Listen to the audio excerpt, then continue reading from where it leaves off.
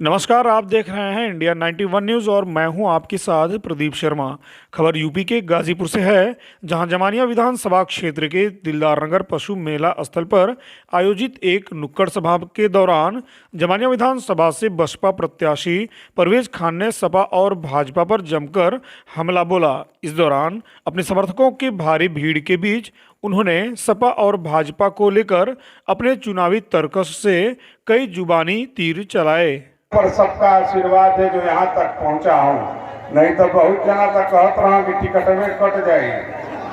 बड़ा पैसा दे के भेजले है, बड़ा सेटिंग बाज है। नशा फाटल बाकी नहीं के फाटल बनी, अब तो नशा फारब कि कुल बीमारी उखाड़ दे। आप जानते हैं जो 25 साल वाला है वो भी और जो 5 साल वाली है वो भी, ये दोनों भैया भौजी ठगबाज है दोनों। कोई किसी नाम पे लूट रहा है, कोई किसी के नाम पे लूट रहा है। आप जिस स्थान पे खड़े हैं, जिस जगह पे खड़े हैं, ये पशु मेला के नाम से मशहूर है। हम लोग बचपन से देखते हुए आ रहे हैं, कहीं दूर के नहीं है। दिलदार नगर हमारा घर है, दिलदार नगर कर्म भूमि है। मेरे बाप का भी ये कर्म भूमि रहा है। इस बाजार में, इस इलाके में जब भी किसी गरीब के साथ जुल्म हुआ है, वो किसी समाज का रहा हो, अगर कोई खड़ा होने का काम किया है तो मरहूम असलम नेता ने किया है, किसी ने और नहीं किया।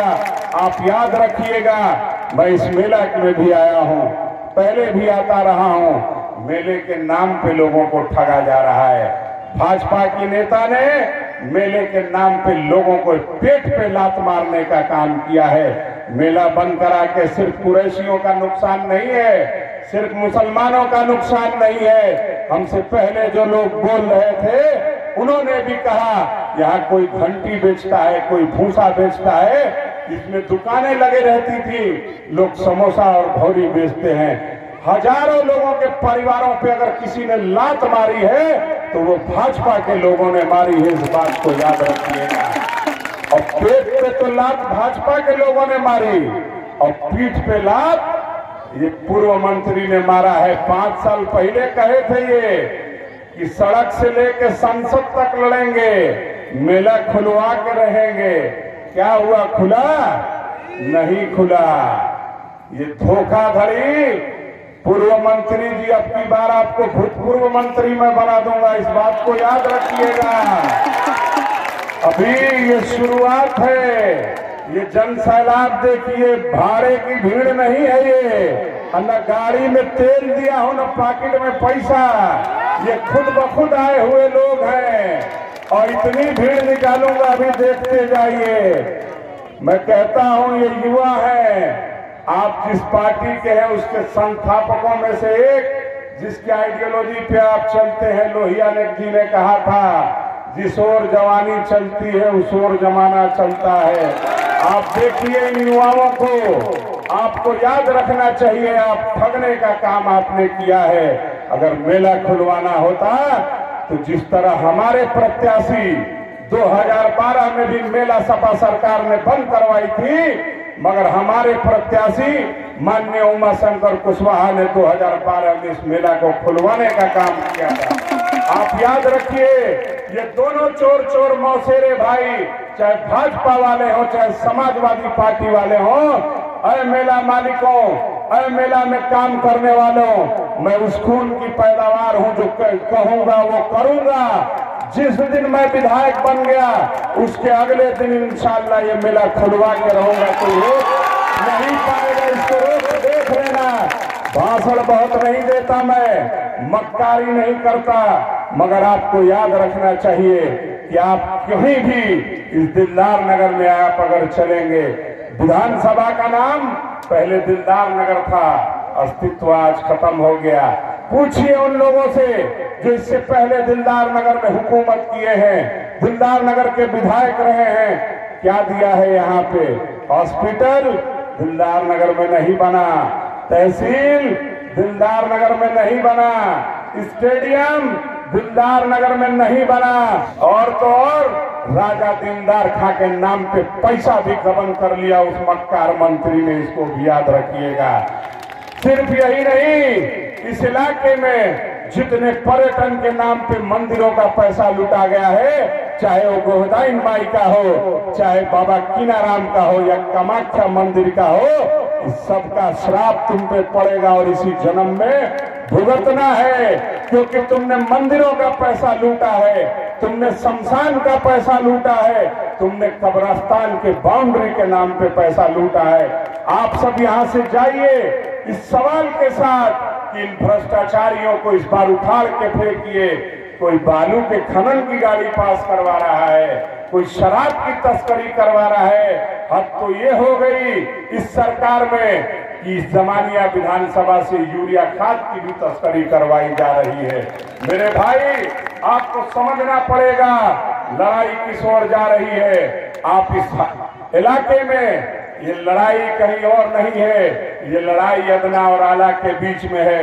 ये 2022 का चुनाव इस बात का फैसला करेगा कि क्या यहाँ सिर्फ ताकतवर लोग, पूंजीपति लोग, बड़े बड़े ठेकेदार ही चुनाव लड़ेंगे या आम आदमी जैसा कार्यकर्ता भी चुनाव लड़ सकता है। मेरे भाई, आपने देखा बाहर से विधायक बुलवाए जा रहे हैं प्रचार करने के लिए। कौन से विधायक आए थे? बगल में रामगढ़ है, वही विधायक आए हैं उनके, जिन्होंने यादव समाज के एक हमारी पार्टी के बहुजन समाज पार्टी के होने वाले विधायक अंबिका यादव को जबरदस्ती हरवा दिया 145 वोट से। और वही लोग आके आज इस सामंतवादी का प्रचार कर रहे हैं। मेरे भाई, मैं खुलेआम कह रहा हूं यादव समाज के लोगों से भी कि ये सोचने का मकाम है आपके खिलाफ कौन प्रचार करने आ रहा है। ये आपके हक और हुकूक पे डाका है, इस बात को समझिएगा, क्योंकि आने वाले वक्त में मौका नहीं मिलेगा। बहुत सारी जालसाजी होगी, मेरे ऑडियो चलाए जाएंगे, किसी के साथ मेरा फोटो जोड़ के दिखाया जाएगा। अभी एक ऑडियो चल रहा है कि बड़े सीनियर नेता को बोल दिया है इन्होंने। अगर मेरे कार्यकर्ता को एक बात माइक से कह रहा हूं एकदम खुलेआम, यहां की कलकत्ता की दिल्ली, अगर मेरे कार्यकर्ता को मेरे नाम लेने पे अगर किसी ने अपशब्द का यूज किया तो पूर्व मंत्री हो या वर्तमान विधायक, कान खोल के सुन लीजिए, ईद का जवाब पत्थर से दूंगा। हिम्मत नहीं पड़ेगी, ये जनसैलाब बताएगा कि तुम कहां जाओगे 10 मार्च के बाद। मक्कार कह रहे हैं खाता सीज हो जाएगा, बहुअरा के प्रधान का तो रक्सहा के प्रधान का, उसिया के प्रधान का। भ्रष्टाचारियों, इस बात को याद रख लो, अगर 10 मार्च को बहुजन की सरकार बनी तो तुम दोनों पे इंक्वायरी बैठी हुई है और तुम दोनों जेल के सलाखों के पीछे होंगे। भाषण में कह रहे हैं लोग, अभी उस दिन उन्होंने कहा कि उनके अब्बा जान नहीं जीत पाए। मैं एक बात बता दूं तुमको, कान खोल के सुन लो, अभी जो वर्तमान विधायक हैं इनके पति की तो जमानत जब्त थी मेरे अब्बा के खिलाफ। और पूर्व मंत्री तुमको भी कह रहा हूं, कान खोल के सुनो, वो औलाद क्या जो अपने बाप का बदला न ले पाए, वो औलाद नहीं। इस चुनाव में 22 के चुनाव में अगर सूद समेत तुमको वापस नहीं कर दिया तो मेरा नाम नहीं, खरीद लेंगे। 10 करोड़ का बजट है, ये जमानिया विधानसभा है। एक चुनाव जीते हो, एक चुनाव हारे हो, तीसरे पे पहुंच गए हो। जब मंत्री थे, जब बड़ी ताकत में थे, तो हमारे भाई थे अतुल राय जो यहाँ आए और उन्होंने तुमको तीसरे पे पहुंचा दिया। अब की बार याद रखना कि अगर कहीं ढंग से लग गया नंबर तो चौथे और 5वें पे पहुंचा दूंगा तुमको, कोई बताएगा नहीं। एक बात याद रखना, उसिया की जमानत जब्त होगी कि नहीं होगी ये तो आने वाला वक्त बताएगा। मगर इतना याद रखना कि तुमको पता नहीं है कि हम लोग कौन है, यह इलाका कैसा है।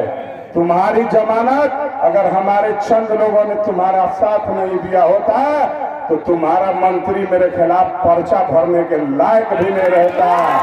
ऐ मुसलमानों, आंख खोल के देखो, कान खोल के मेरी बात सुनो। इस जिले में अगर तुमको हिस्सेदारी दी है, तुमको भागीदारी दी है, तो इस जिले में 2-2 सीट बहुजन समाज पार्टी ने अकलियतों को दिया है। उठा के देख लो, चाहे जहूराबाद से शादाब फातिमा हो या जमानिया से मैं हूं, तुम राजनीति में हिस्सेदारी लो। झोला ढोने का काम बंद करो। अरे किसी से फोन करवा के दरोगा के पास मत जाओ, न थाने में जाओ। आओ, जिस दिन तुम्हारा भाई विधायक बन गया, इंशाअल्लाह उस दिन दिलदार नगर कोतवाली में कोतवाल कुर्सी छोड़ के तुम्हारे लिए खड़ा हो जाएगा। ये कह रहे कि भाजपा से मिल गई है। मैं आपको बताना चाहता हूं कि अगर भाजपा को सबसे बड़ा चोट 1 वोट से अटल बिहारी वाजपेयी की सरकार गिराई थी, तो माननीय बहन जी ने गिराई थी। भाजपा, याद रखना, भाजपा और सपा इस विधानसभा में दोनों एक है कि नहीं है? कि भैया भौजी एक बार भैया एक बार भौजी नहीं, अब ना, खत्म। भैया भौजी प्रधानन का खाता सीज ना कर पाई, एना बरी दोनों लोग का खाता हमन का सीज कर देवे के। इनकी हवा चल रही है, उनकी हवा चल रही है। आओ, इस मेले के अगल बगल जो होंगे वो भी सुन ले। आओ देख लो हवा किसकी चल रही है। हवा ये युवा है।